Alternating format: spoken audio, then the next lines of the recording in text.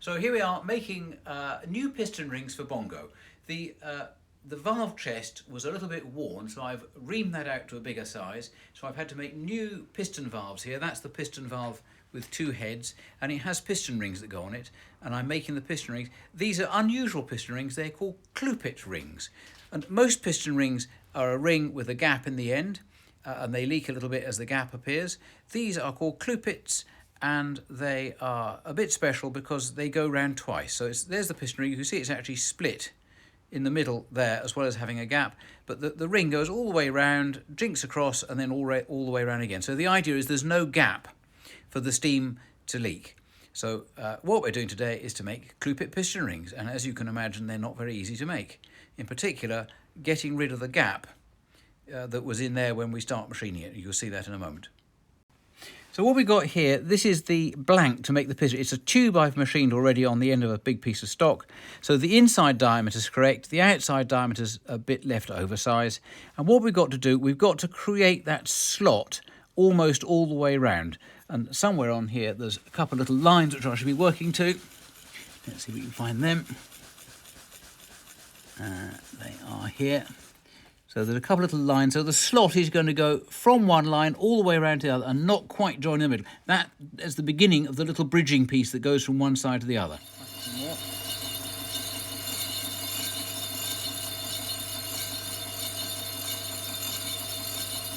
We've now cut the slot almost all the way round, but not quite. That's the little bridging piece that goes from one side of the ring to the other. So now I've got to move the bed of the mill along and set the cut to part off this nascent Clupet piston ring. There we are, that's set that.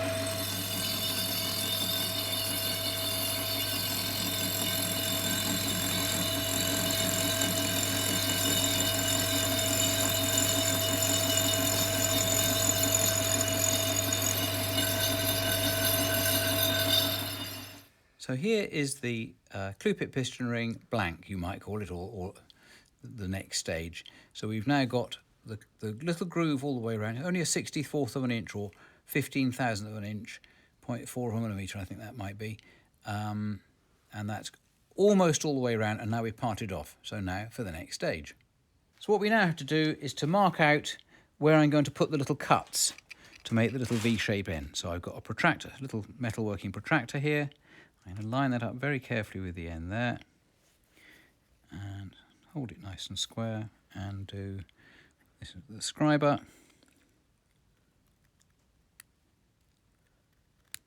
That's one side marked. Do the other side. Exactly the same.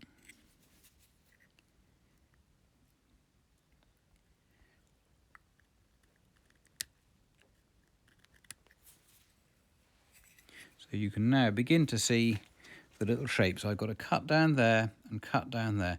Now the other thing that goes on is that I've got to do a little bit of fret saw. I don't know if you can see the saw, because it's a curved shape, although I've cut to the line there and there, inside there's a much bigger gap because the saw has got a curved shape, so it doesn't cut straight through like that. So I've got a little bit of fret saw work just to bring the back of that in, so that the line actually is square through the ring. Next stage.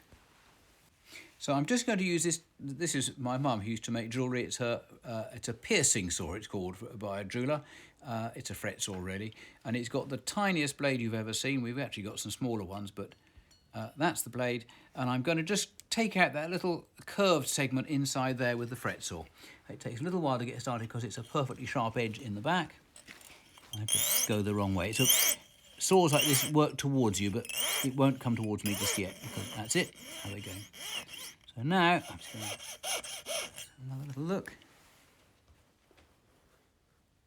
Yeah, I think we call that a day on that side. So now we've got to do the other side. It's the same. Get it started because it's got a little sharp edge in there, as you can hear.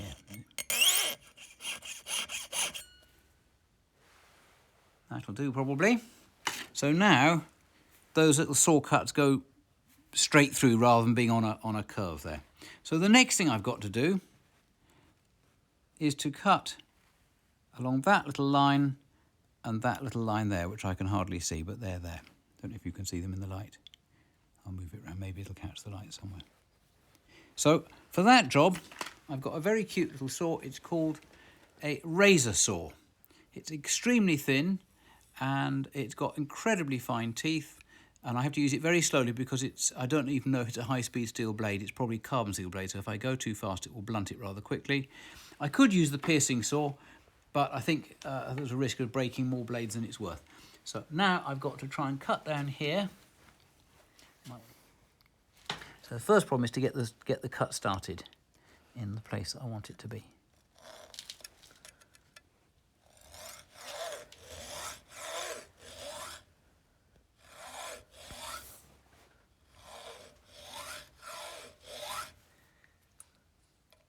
And at the right angle.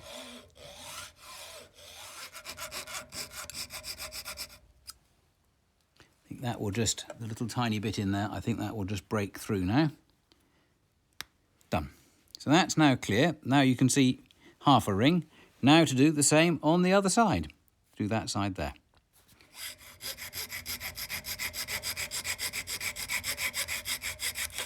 Done. So that one I cut through rather than trying to bust it then. So there we have got now, you can see the beginnings of a Clupet ring. The question is, how do you make it close that gap and spring outwards to be the correct size, or to have some spring so that it has to be sprung into the bore it works in? So that is where a bit of magic happens. So here's the little Clupet ring. I've put some oil on it to make it a bit easier for the next stage. So there's the Clupet ring. What we've got to do, we've got to now try and get rid of this gap. And we've got to also give it a bit of spring so it's sprung outwards. And the way you do this with the Clupet ring, it's a little bit magical. It's also a bit nerve-wracking. You have to turn it inside out. You have to flip it inside out. So what I've got to do, and this is cast iron, which is as brittle as can be. I've got to try and get that, see that's coming over there now. And I've then got to try and bring this all the way around. Keep going, keep going. And at any moment it's desperate to snap. Now what I'm going to try to do is get this little piece here down on this side. Right, so that's got that bit completely on the wrong side now. Now I've got to keep on going round and not snap it. Otherwise all the work you've just seen is for nothing. So here we go. Now this bit, this has now got to try and get this bit to go inside. This is where it gets really tricky. Try and get that out of the way.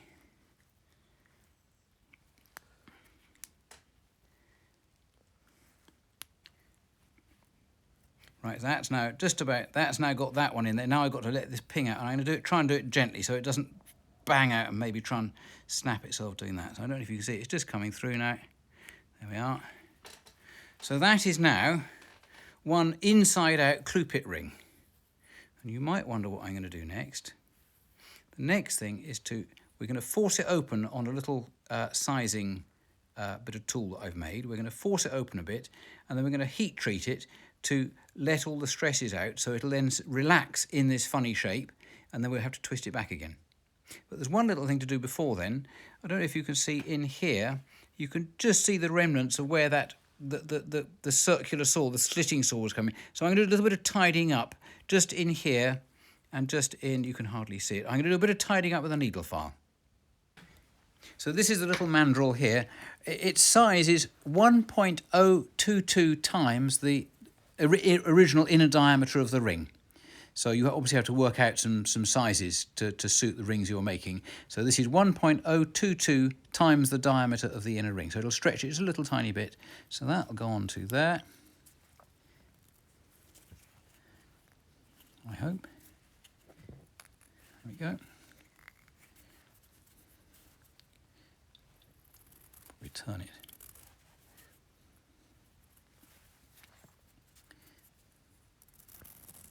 So that is sitting on there now. And now what we have to do is to heat treat it. We're going to relieve the stress. It's called stress relieving. So we're going to heat it to red heat, hold it for a minute or perhaps something like that, and all the little atoms in the cast iron in the ring will just jiggle around and rearrange themselves slightly so that now, the shape it's in at the moment, is then the shape it wants to be, and it will relax now to that. There's a lot of tension in that. You saw me trying to get it turned inside out and stretched on here. There's a lot of tension in the cast iron, And when we've done this heat treatment, all that tension will go, and then there's another cunning bit.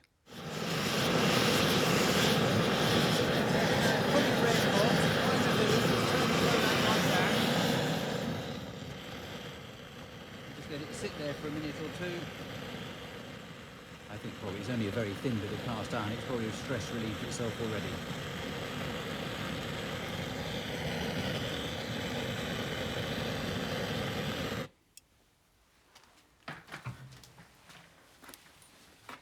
That is really quite hot in there. So we've left this for several hours to cool down now. So the idea is that although it was sprung on originally against its will, now that it's been heated to red heat, it's what's called stress relieved. So all the stresses in the metal have relieved them. The atoms struggle around a bit and adopt a slightly new sort of formation or shape inside the metal.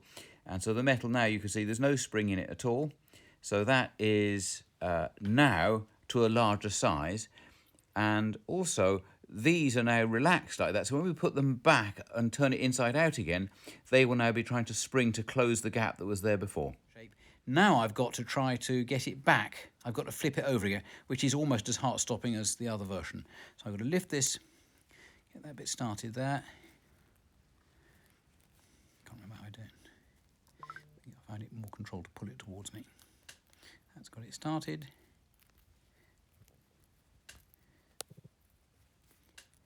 Keep on going round. And what I've learned is to hold it there like that, and then to get one bit right over. That seems to make it easier to go. Let's ping back. This bit's got to get over to here, look. If I can get that just to drop over this side without breaking it, then it becomes easier to go.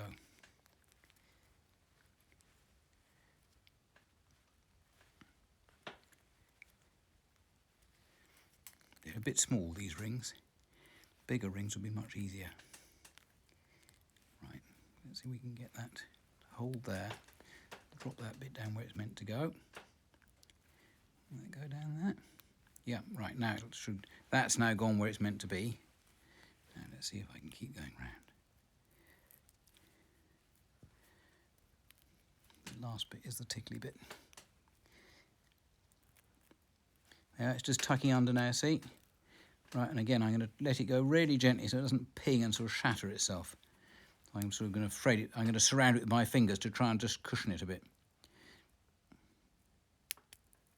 That's it. So now, that was the magic bit. So now, there's a Clupet piston ring. It's still not finished, but now it's trying to ping itself together. The gap has completely gone. I don't know if you can see the gap's completely gone now. And now it's got a gap here. It's holding out. So when it goes in the bore, it's going to be sprung inwards like that. But as you can see now, it really wants to, I can hardly pull it apart. It's so tight. So you can see it's now got a real load trying to snap the two halves of the ring together. So the gap has gone, and we've now got a heat-treated Clupet piston ring. What we now have to do is to machine the two sides, because where the gap has gone, that one has sprung inwards. So you can see there's a mismatch there now. So that's why you leave a little bit of extra metal on the sides to machine it.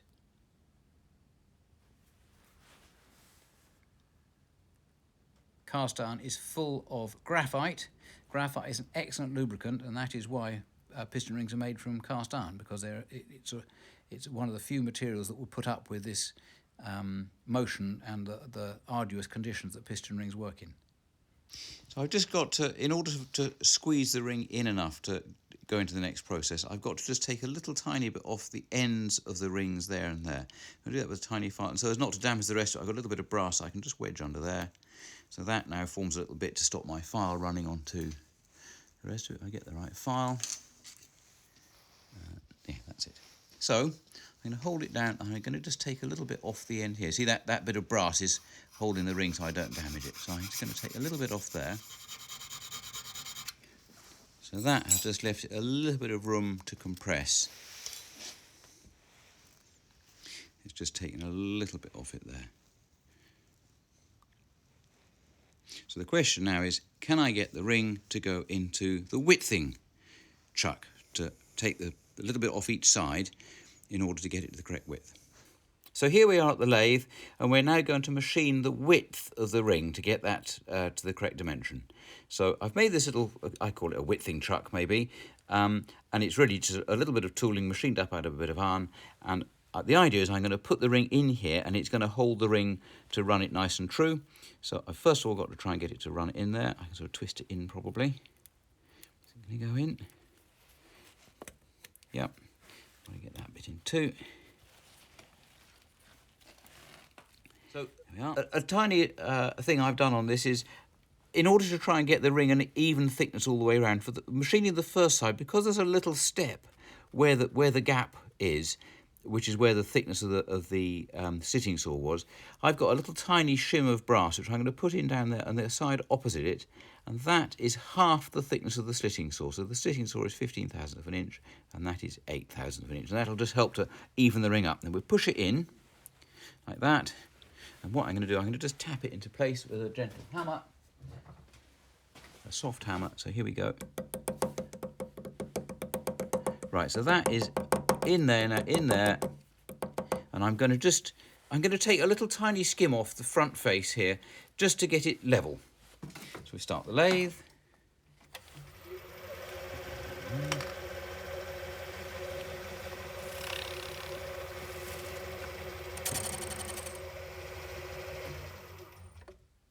So that has now cleaned up one side of the ring. What I'm going to do now is I'm going to take it out and put it back in and clean up the other side, and then we'll look at it and work out which side wants to take more metal off than the other, in order so it's each of the halves of the ring are the same thickness. So what I've got to do now is to take this out, and I think I've got a little sharpened screwdriver here which will just get in there. Just ping it out. So a little thing I could mention. So first of all, we say that we've now got one side is now faced off, and the step in the width there has now gone. So that's now correct. One little tiny thing I could mention is that the angle these slots are cut is actually slightly important. You could cut them at the opposite angle, you could cut them the other way. But doing it this way, when it's inserted in this chuck, it's only held on the springiness of the outside. When the chuck's rotating that way, it tends to open the ring out and grip it. I haven't got one cut the other way, but the other version of it is if the chuck was here and turning this way, it would tend to wrap it in and then it would slip. So if for no other reason, you cut the slots facing this way so that it will grip in that chuck.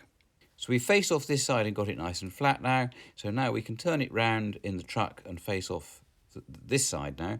We don't need the little shim in there because this is now flat and there's no step there which is going to knock it out of true. So I only need that little shim that I made just for the first side. That can go in there. Sort of twist it in. There we go. That's it gone in. And I'm going to just tap it in just to make sure it is actually seated at the back. That's okay. So now we're going to machine the front side, side 2.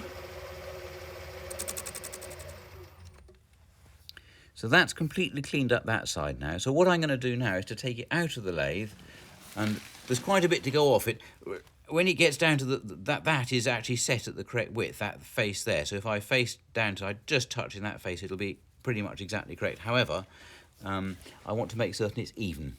So I've got to get it out again now. It's not necessarily very easy.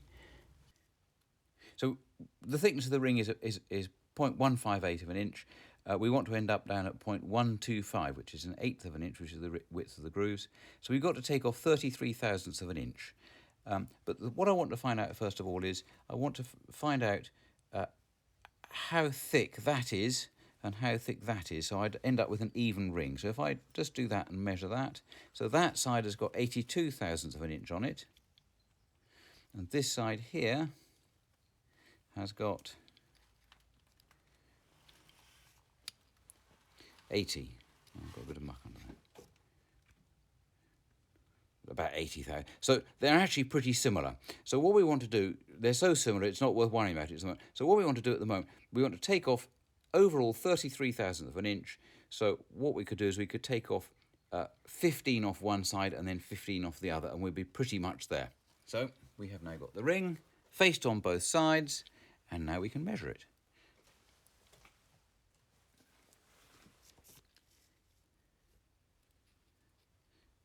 So we're at 1.126. We really want it to be 0.125, so that is very close. Just check how it is on the back side there. 0.127, it's the fact there was probably a bit of dust holding somewhere, holding it out slightly. So what I'm going to do now is just a tiny bit of hand finishing. It's a fraction thicker at the back there, 127, and here it is 126. So I'm going to do a little tiny bit of hand finishing just to get it perfect. We've got a flat machine surface, a little tiny bit of wet and dry paper, and literally we're just going to do that. Just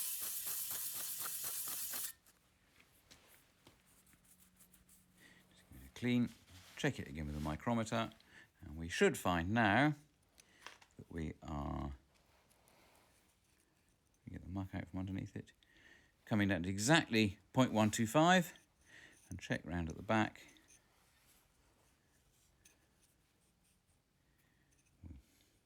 Got 1/1000 of an inch to go. A human hair is about 1/1000 or 2/1000 of an inch.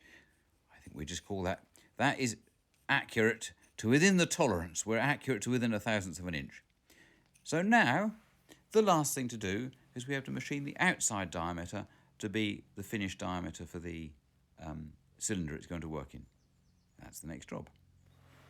Here we've got this sizing ring, which is going to compress the piston ring in to as if it was running in the engine. So I'm going to get it to go in. There we are.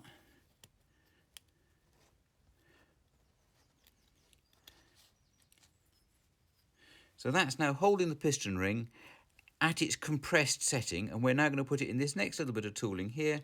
And so this is going to hold it mounted on there concentric, so it all runs nice and true.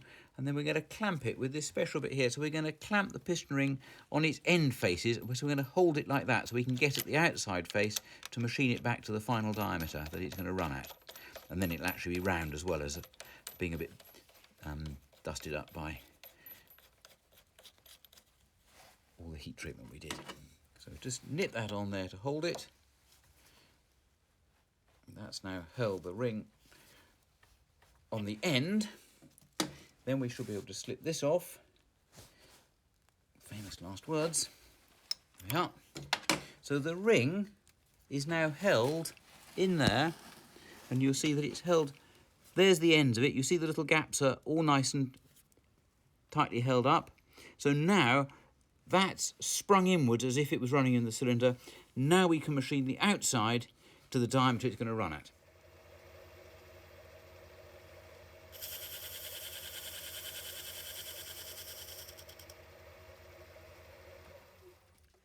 So this should now be 1.263, and I want it to be somewhere between 1.264 and 1.262.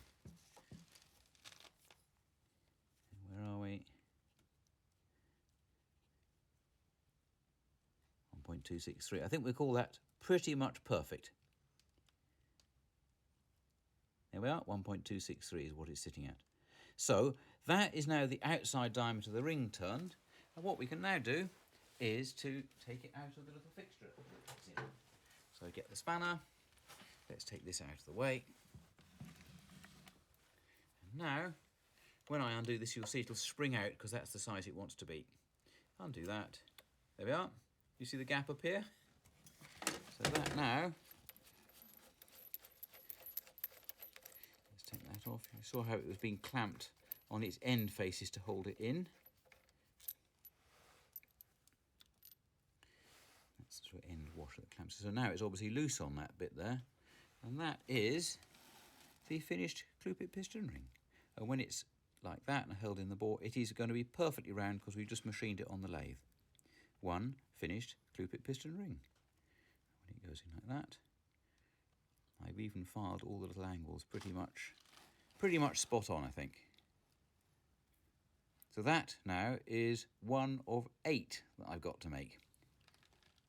So here we've got the bobbin, or the piston valve itself.